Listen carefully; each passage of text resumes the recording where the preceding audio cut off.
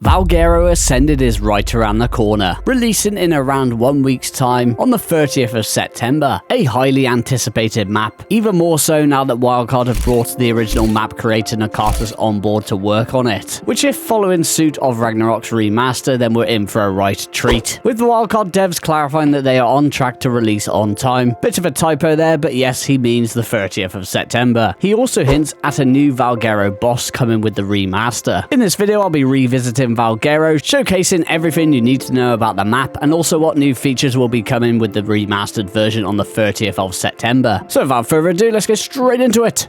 Valguero was the first non-story map to introduce a design where it had no ocean surrounding the giant landmass, so it felt very unique way back when. Firstly, let's introduce you to the biomes and regions of Valguero. We'll begin our journey in the eastern part of the map, where vast jungles take up the majority of the region. This is where you'll find all those typical jungle creatures spawn in, plenty of common resources with a few rare resources here and there. The area is massive and consists of dense rainforests, canyons, river systems, lakes and waterfalls. It is full of beauty throughout, offering some large hidden buildable caves to explore, with plenty of rare resources to gather or potential base locations if that is your thing. Home to the green obelisk in the direct center with beavers swimming around peacefully below. Well, until you start robbing them dry from their dams. There is also a small swamp located in one of the larger lakes. I do like how there's no real swamp biome on Valguero, but it is also a nice addition to feature it in a way like this. A few notable ruins to highlight in the jungles is the castle located on top of the highest peak. I'm really interested to see how this castle changes and what they do with this biome as a whole, as it is relatively samey throughout, so to speak, or at least looks that way due to being covered in dense flora. Something I do like in a way is that you have to really get down there and explore thoroughly to discover all the points of interest. Moving down to the southeast, we have what I like to think is the most iconic biome Valguero has to offer, which is none other than the White Cliffs, which consists of large open grasslands and of course tall white cliffs, which is where it respectively gets its name from. It is honestly one of the prettiest biomes in Ark for me, and with Nakatas working on it, I feel confident in saying that the White Cliffs will stay white and not be covered in sandstone. It is probably one of the go-to starting areas on Valguero, however it can also spawn dangerous predators too, like the Allosaurus, raptors, the odd T-Rex, and most notably the Deinonychus, a creature exclusive to Valguero, which I will touch up on in just a little bit. There is quite a few good spots here where you can find nests to obtain yourself some fertilized eggs. The area is also full of vast lakes and quirky rock formations that will make for some awesome base spots. I'd go as far to say that these are some of the most beautiful locations in the game. Lacking in trees, some might say, but plentiful in metal nodes and other rare resources you'll be needing on your travels. So it is the perfect mix for many survivors. I cannot wait to see what this biome looks like in the remaster. Valguero is also home to one of the larger redwood biomes, which can be found in the southwest part of the map. And as always, the beauty of the redwoods is perfectly showcased here. Giant redwood trees throughout for all those treehouse build fanatics. Rivers and lakes running through, with pre-built bridges to aid you in safe passage. You won't be short of resources here. The redwoods will cover all your basic gathering needs of stone, thatch and wood, especially with those great harvested yields from the trees. Metal is also plentiful here, scattered along most cliffs, and a few mountains that can be found in the center. Past signs of civilization can be discovered throughout, including a giant fort built inside of the mountain right at the world barrier. However, Valguero's take on the redwoods may also offer some surprises. Taking a wrong turn may see you dropping down into the wild broodmother's lair, a roaming mini-boss which is much weaker than its guardian counterpart. And I do remember seeing this in game for the first time and it scared the crap out of me. I tucked my tail in between my legs and ran the opposite direction. It turns out that the broodmother is guarding something that lies within. Exploring the lair will see you enter in a swamp-like cave, similar to the island swamp cave. If the high-level creepy crawly spawns don't take you out, then the poisonous fumes sure will. A great cave for loot crates and home to not one, not two, but 3 artifacts. It'll be nice to see if this all remains or if it will be changed. I really enjoy exploring in-depth caves like this one. In the west is the tundra, one of my favourite biomes on the map. The tundra bears similarities to snow biomes in Ark, offering a warmer climate, a good mix of flat areas and plateaus, all of which can make for some great base locations. The region is home to some beautiful rivers and waterfalls with valuable assets hidden behind some of the falls, featuring quite possibly one of my favourite caves in the entire game that I've also had the pleasure of building in once upon a time. The area is rich with metal and other resources. Trees, on the other hand, are rather scarce. The tundra supports a limited but specialized range of fauna that are adapted to extremely cold climates. A great place to visit for taming your mammoths, UTs, direwolves, just to name a few, and also the peaceful beaver which can be seen creating dams in the shallow rivers. Unfortunately for them, they have probably picked the worst place to set up camp, as they don't fare too well with all the dangerous predators around. Finally, on the cliff's edge near the central river is a cave entrance that leads to the oil cave, a hotspot for PvEers and PvPers alike. If playing PvE, you'll be loving the sheer amount of oil that can be harvested here, and in PvP, maybe you'll be wanting to set up base due to the entrance being relatively narrow. There are many reasons why you'll be wanting to visit the tundra. The northern section of the map is made up of a large snow biome, which most of you probably know is something that I love to see, as the snow biome is always going to be my favourite biome on every map. Of course, expect cold temperatures, but not that cold. Personally, Valguero's snow biome is far too warm for me. Pretty sure it averages 5 degrees in the daytime, which means I can run butt naked through it with a bit of fortitude on the side, and not even see a snowflake prompt in the bottom right of my screen. Of course, the climate probably won't change at all, but hey, other than the temperature, it is a beautiful snow biome, rich with oil, metal, crystal, etc, and home to all the typical fauna you'll see roaming every other snow biome in Ark, but also expect the unexpected. This snow biome will be home to Ark Ascended's first Ice Wyvern Trench. I remember the Ice Wyvern being such a difficult wyvern to obtain on Ragnarok due to the nest never actually spawning in, so it was extremely welcoming to find an Ice Wyvern Trench for the first time on Valguero. Not only is the base of the trench filled with creepy crawlies including the mantis and rare resources, but each end has an entrance that takes you into a long fiery tunnel, which will eventually lead you into a giant wyvern cavern filled with deep, boiling hot lava, where you can net yourself a fertilized egg of the other 3 wyvern variants. These wyverns aren't only guarding their offspring, but also the artifact of the Skylord right in the lava pit. This trench and cave system was such an awesome thing to see back then, and I'm really excited to see how much the snow biome as a whole changes. There is so much potential here for Ark Ascended's remaster. Finishing up our travels, we move to the center of the map, where you'll find a vast river running directly through the middle, which scales pretty much through the entire center of the map, with the towering white cliffs on the one side of the river, and dense jungles and cliffs on the opposite side. Which side you choose to explore is down to you, and although the river conjoins all regions and biomes as one, it is surrounded by more dense jungles and grasslands, so if you're a fan of the warmer climate, these areas can make for some really pretty base locations, due to the area being home to large lakes, waterfalls, and rivers. I'm not really a good builder, but if I could build something cool, I would have definitely chosen many of these locations for a base back in the day. There are 2 hidden regions in the center that we need to cover, as both are quite unique. Firstly, diving down into the river lies a giant underwater tunnel. This will lead you down into the abyss. And although Valguero does not have an ocean surrounding the map, this is a massive underground ocean full of typical deep sea creatures found on other Ark maps, so it is quite the discovery to stumble upon while out exploring. This was a really cool region when Valguero first came about, but I'm going to think like a greedy person, and I would love to see Nakatas take this abyss that little bit further and add some more unique exploration value down here, which is something seriously lacking in pretty much all of Ark's oceans minus a few.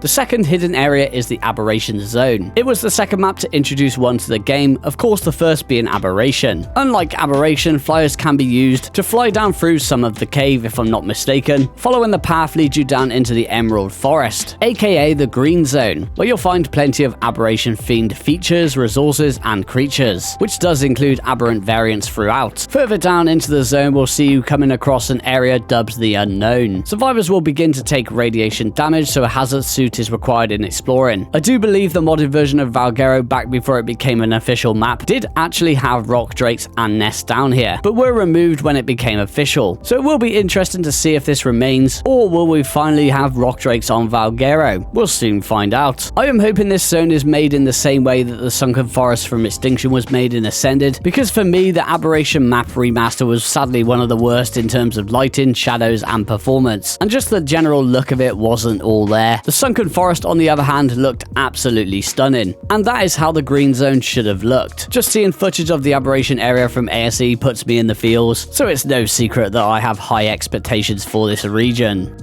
Other than the swamp artifact cave, there isn't really many in-depth artifact caves to talk about. I love artifact caves personally, and I do wish some of the artifacts found in the open world had their own caves to explore, but I do know that there's also some that enjoy having artifacts spawn that way. There is a couple to note though. Artifact of the Crag, found inside a cave in the central forest, a relatively small artifact cave, offering a few loot crates that you can easily grab, well, assuming grappling hooks are available to us, as the last thing you'll be wanting to do is take a dip and have a cheeky bath in the lava below. In the heart of the furthest east jungle, a hidden entrance to the Lost Temple can be found, which will see the survivor diving down deep into a dark cave system, including underwater sections filled with some right nasty creatures, but also some tasty loot crates throughout to make exploring a little less painful. It holds Artifact of the Brute and Artifact of the Devourer. Exploring here for the first time did get my blood pumping, I will admit.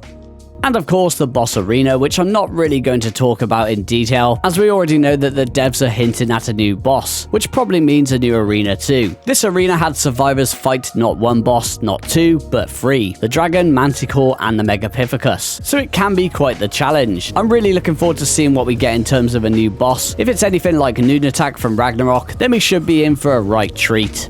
And finally, let's talk about the Deinonychus. We've covered a few of the biomes where they can spawn, and I'm sure you all know that this dino is extremely popular and for good reason. But if you don't, it is a medium-sized carnivorous dinosaur known for its bleed-inducing attacks, climbing abilities, and ability to latch onto larger creatures. It is one of the go-to traversal mounts when exploring Valguero and many other maps if you can transfer one over. Once raised from infant to adult, you'll have a beast like no other. Its speed, agility, and climbing capabilities is only rivaled by few, and is also the only creature where their bleed effects work against bosses, which makes them a force to be reckoned with. Hopefully we might see it receive some new abilities, probably not, because it's pretty perfect in every way. I will confidently say that the Deinonychus is one of my favourite land mounts in the game. Their speed, agility, and fighting capability is almost unmatched by any creature of its size. It's just such a cool creature, man, and I cannot wait to see it return to Ark. Speaking of, we were lucky enough to get a small glimpse at the Deinonychus reveal in the community crunch a few weeks back. As always, looking beautiful as ever. Of course, this is rendered artwork at the end of the day, but look at those pretty colours. I cannot wait to officially get my hands on one again.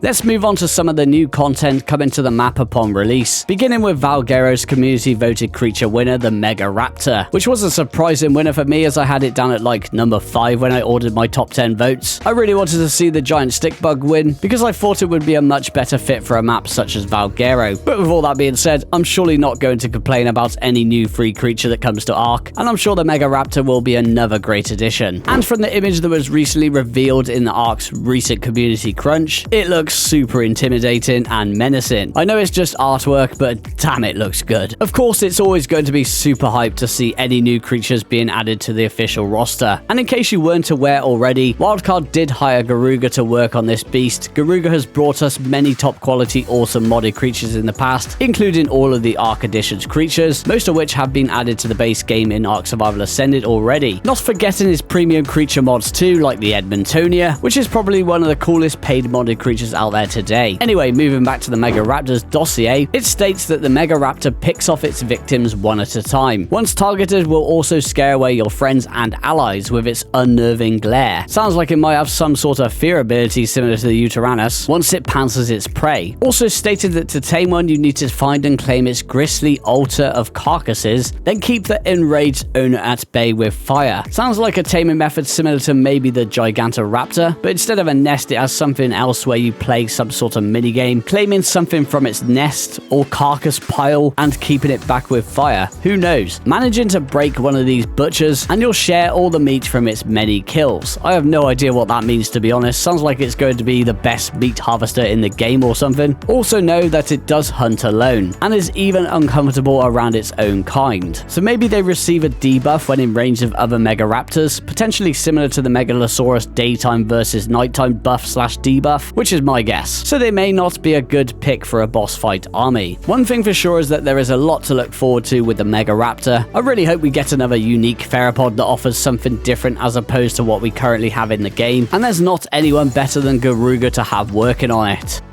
Speaking of new creatures coming to Valguero, let's talk about the new fantastic tame, the Elderclaw, which is probably the most hyped I've been for any of these new fantastic beasts so far. I mean, look at the thing. Seemingly a fantasy-themed bear of some sort, it honestly looks stunning. And I've seen a lot of people believing this to be a companion type of tame rather than a rideable one, but I really do hope it's going to be a slightly larger version of the dire bear and is rideable, but I guess we'll soon find out. Described as a seemingly supernatural entity, as much flora as it is fauna. Although the Elderclaw rarely attacks unprovoked, it won't shy away from a fight. It controls nearby vegetation to wrap itself in protective vines, while also able to entangle aggressors, assuming it doesn't just knock them into stupor with its massive paws. Just reading this makes it sound like an absolute beast. And I will admit I had never even heard of the word stupor before. I had no idea what it meant, so straight to Google I went. Anyway, you probably already know, but it means a state of near unconsciousness. Surely there's no way its claw attack can inflict torpor, right? Also, referring to its massive paws tells me that surely it cannot be a companion type of tame, as those are usually small creatures. It is also said to summon a spirit echo to ward off threats, creating vibrations to weaken threats while invigorating those in its protection. A spirit echo collects the energy of nearby violence and imbues its Elderclaw master with enough fury and power to trigger explosive growth. While spirit echoes stay immaterial, they can also become tangible, long enough to explode, resulting in a cloud of charged spores that will affect friend or foe differently, burning any aggressors while also closing wounds of allies, which probably means it will be a support type creature of some sort. Also, check out that artwork in the dossier. The human looks like the size of an ant compared to it. There's no way this thing isn't rideable, man. However, the taming process sounds